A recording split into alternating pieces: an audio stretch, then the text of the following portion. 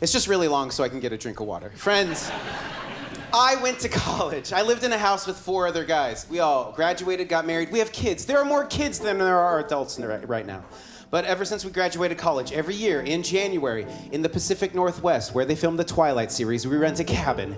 And we spend the weekend together without our kids in this cabin together. We go on hikes together, play games together, cook meals together. It's a great weekend. One of the things we do Saturday night has become a bit of a tradition. A few people cook the meal, and the rest of us rearrange the furniture in the cabin to make one long table.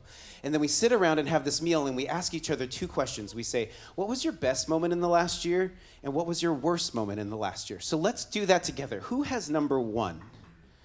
Who has number... Oh, you got number 1. Remind me your name again? Emily. Okay, you're going to be our example, so nice and loud. Number 1, what was your best moment in the last year? Breaking up with my girlfriend. Number 2. Watching my niece get baptized. Number 3. Staying sober and picking up my 6-month key tag at Nay.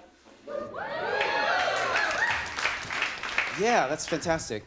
This particular year, my best moment of the year was taking my then young kids to Disneyland for the first time, which, look, I know is completely cliche. Because if you're a parent or you hope to be a parent one day, what you'd like to think is that your kids' fondest memories are going to be with you. You know, like playing basketball or Sunday night dinner or going camping together as a family. And no, there's no way this billion-dollar company is going to let those memories be with you. It's going to be with their characters and their theme parks. And it's like amazing. Like, take my money, please, amazing. I don't know if you've been to Disneyland or Disney World recently. Maybe you went without little kids and you're like, I don't know, there's just a lot of strollers around. That is true. But when you go with little children, it really is magical to see everything from their perspective. It's such a fun experience. Like, I'm always depressed for 3 days after we leave because I have such a good time. So that was my best moment that particular year. Now, what was your worst moment in the last year? Number 4. It says, my body covered in bruises from violently shaking and banging into the floor and walls during benzo withdrawal. Number 5. Realizing how close my son is to adulthood and wondering if I'm preparing him well. Number 6. Being consistently disappointed with all the things: the country, the church, marriage, kids, work. They bring just as much pain as delight. Yeah, this particular year, my worst moment of the year took place on a toilet. Now, it did not involve my bowels, but it took place on a toilet. At the time, my wife and I kind of lived in this quirky house, and I remember putting my kids to bed in their bedroom, and I walked out into the living room, and I noticed that I was crying. Not because of any particular magical bedtime story experience. It was something different. And I tried to stop myself from crying, but I couldn't. It got deeper and deeper, and in my embarrassment, I wanted to find a place to be alone, and so I made my way to our only bathroom, this little tiny bathroom off the kitchen, and I sat on the toilet, and I just began to weep. I cried for a whole hour. My wife found me like 10 minutes into it. She's like, oh my gosh, are you okay? And I was like, and she's like, do you want to talk about it? And I was like, I don't know what this is. Like, my tears are me talking about it. And with a little time and distance from that experience, I started to realize that what was happening to me is that a dream was dying. That there had been this dream in me for like a really long time, and somehow my body physiologically and psychologically started to understand that it wasn't going to come true. And I was grieving the loss and the death of a dream. Now, I'll tell you a little bit later what that dream was, but it would behoove us, as a group gathered in Raleigh, to answer this question: what is a dream? Because when we use the word dream, a dream can mean a lot of different things, right? A dream could be the series of images that go on in your head at night as your mind is unloading the day. Or a dream could be like a house on a street of dreams, or some kind of object or thing or place you'd like to go, like a dream vacation. Or for a lot of us, when we use the word dream, we just simply think of Ryan Gosling, because this man is a dream. And maybe you don't think so, but he was in one of your dreams one time. Here's the dream I like the most.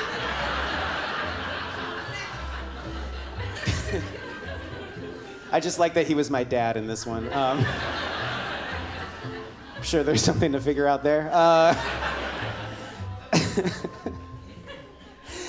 But look, if you were to look in the dictionary, which is the book about how we use words in our culture right now, a dream is defined as a cherished desire. And I just used a sexy word, desire.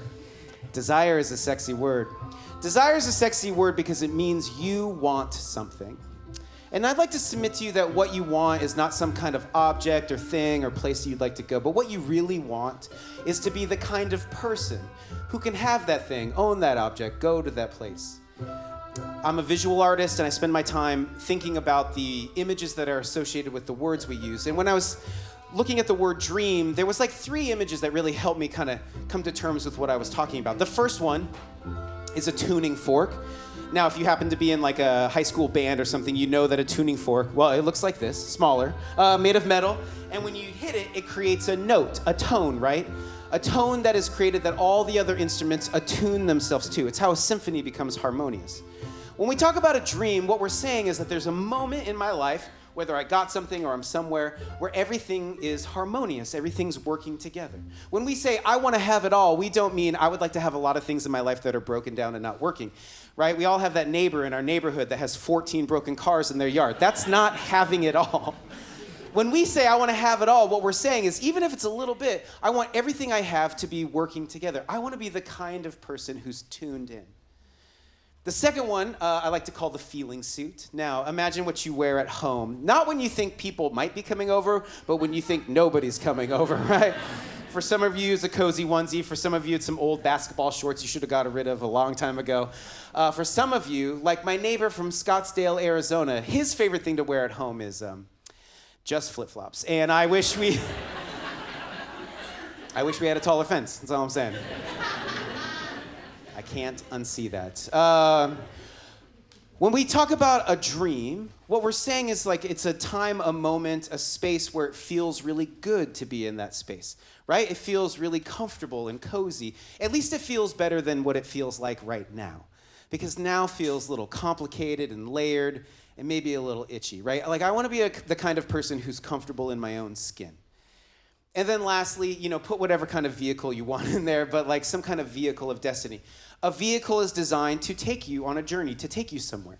And when we talk about a dream, we're talking about that our life is in motion. It's headed somewhere. Maybe we don't know what the final destination is, but it feels like we're going somewhere. I want to be the kind of person that has a destiny.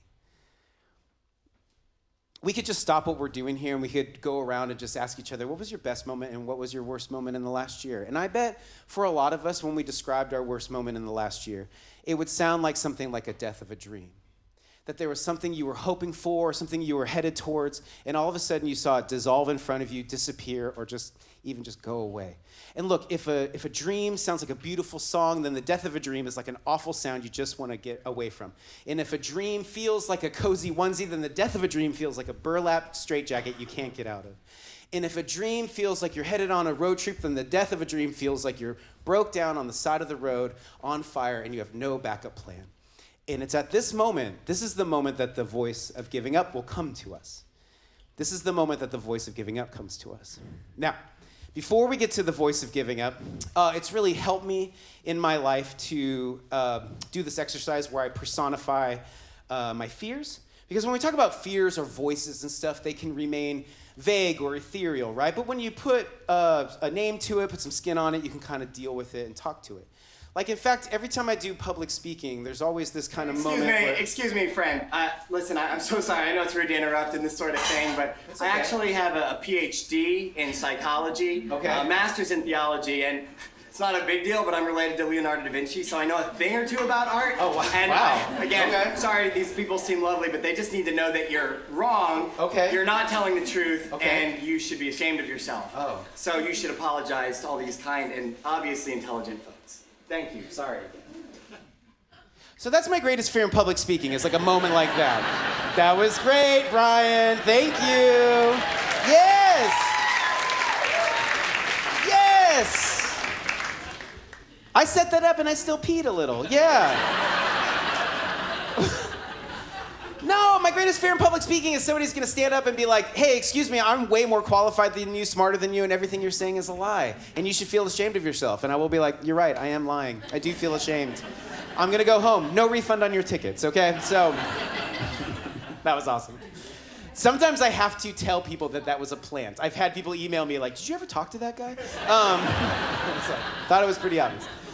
So good, now that we felt that, let's do that with the voice of giving up. And I would like to run it through the filter of the movie The Lost World Jurassic Park 2. Now, I'm not talking about Jurassic World with all that Chris Pratt jazz. I'm talking about original Jurassic Park. I'm talking about Laura Dern, Jeff Goldblum, Sam, what's his name? Written by Michael Crichton, directed by Steven Spielberg. We saw dinosaurs on the big screen and it filled us with wonder. And Hollywood made like $1 billion. And they're like, we should do that again. And so they made a second movie and it's not as good. And now look, I wasn't there for the production meeting, but I'm pretty sure that this was on the whiteboard during that meeting.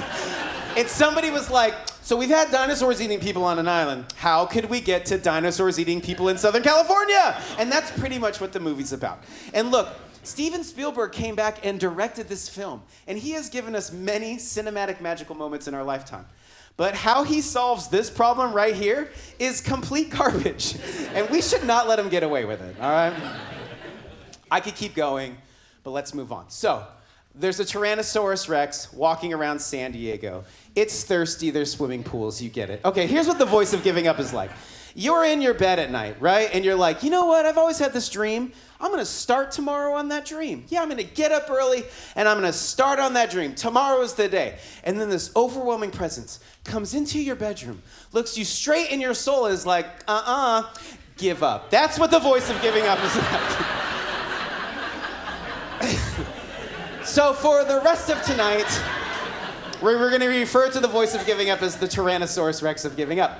Now, I've had long conversations with the T-Rex of giving up. It has very convincing arguments.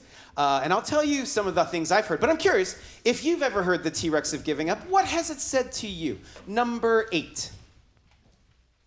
The voice says to me, you're not good enough to keep this up. What does it matter? It won't make a difference. The tension of the fight will be gone once you give up. You'll find comfort and ease on the other side. Number 9. You aren't good enough. You'll probably fail / not be the best anyway. You, your accomplishments, and your success don't really matter in the grand scheme of things.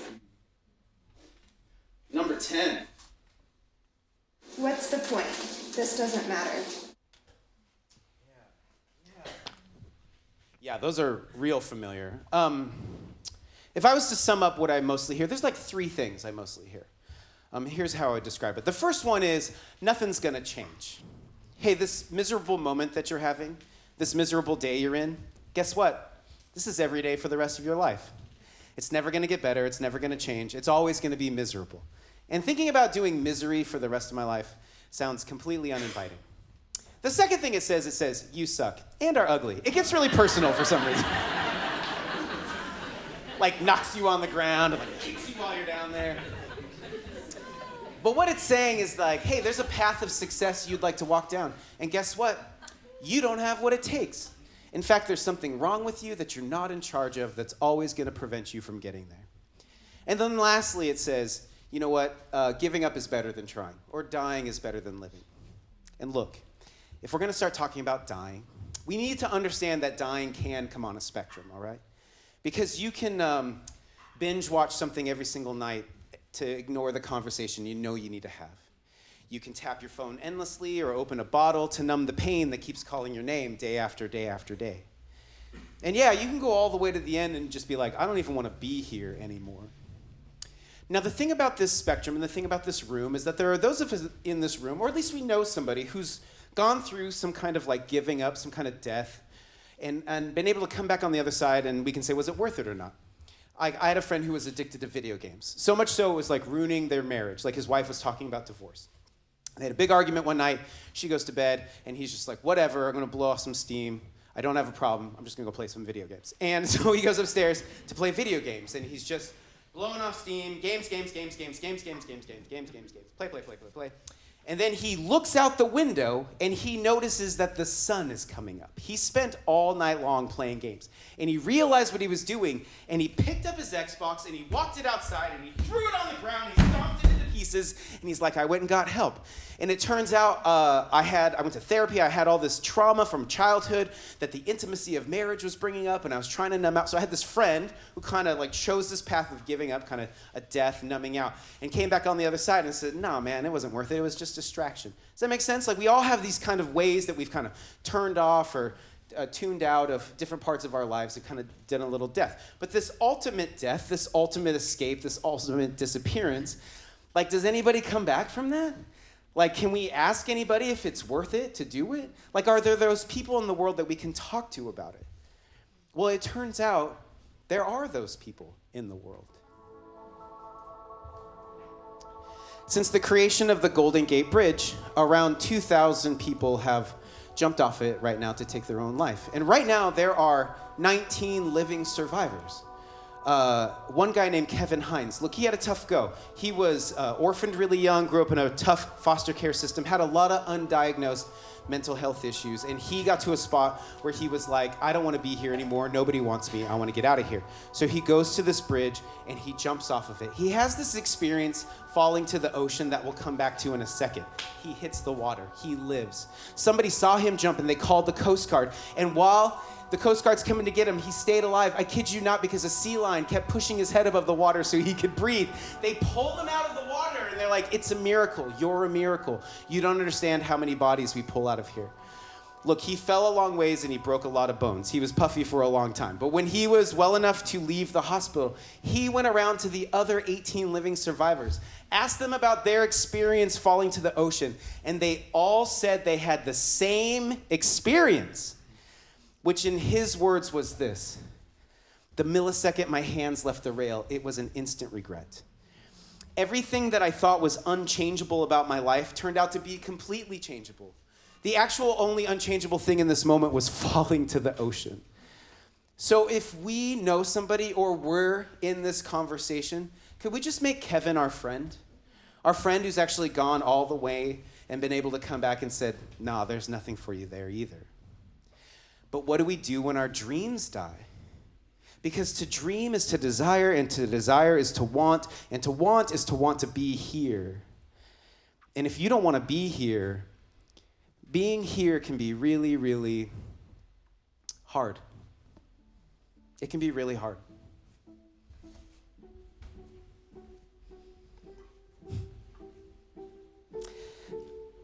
So this is usually the place where religion shows up. And religion has a really interesting pitch.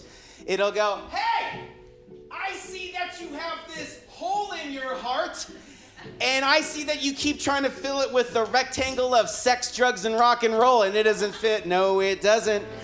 I can see that you're trying to put the triangle of fame and celebrity and Instagram likes in there, and it doesn't fit either. No, because the only thing that can is the circle of God, and when you put it inside of you, it'll complete you. And we make the divine a product. Now, the only problem is if you make something a product and it doesn't deliver on what was promised, you get rid of it, right? This toothpaste didn't clean my teeth. This weed killer didn't kill these weeds. This God let my dreams die. And you get rid of it. The other problem with making the divine a product is that it presupposes that the giver of your life hasn't been involved in your life already. What if the giver of your life let you get to the place where a dream could die? Because maybe the dream is something in the way to a deeper conversation about you and me and us being here.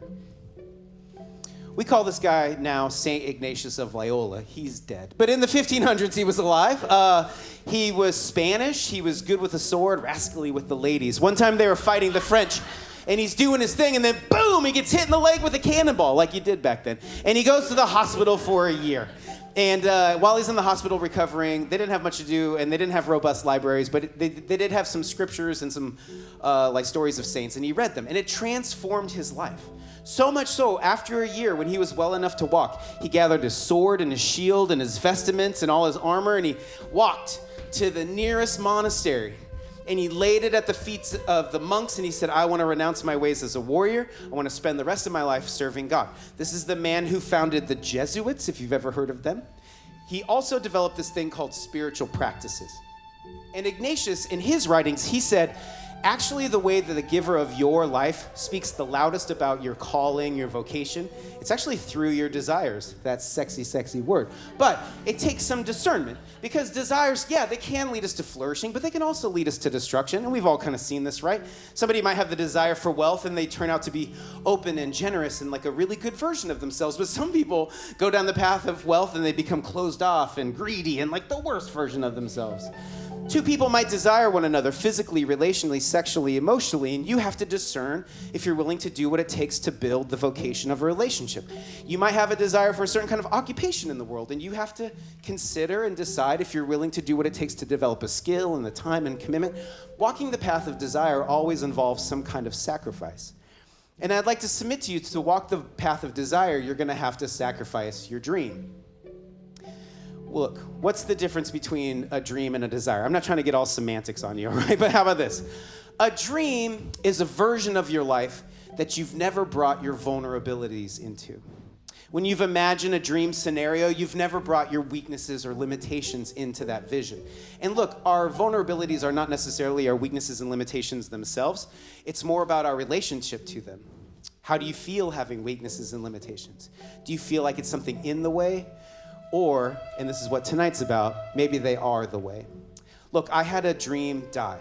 And underneath that, I found this deep desire. And I was like, well, how come it didn't work out? Why did this thing end? And why is this T-Rex arguing with me, right? And I began to listen to the arguments of the T-Rex, and I was like, maybe these aren't arguments as much as they're like doorways into a conversation.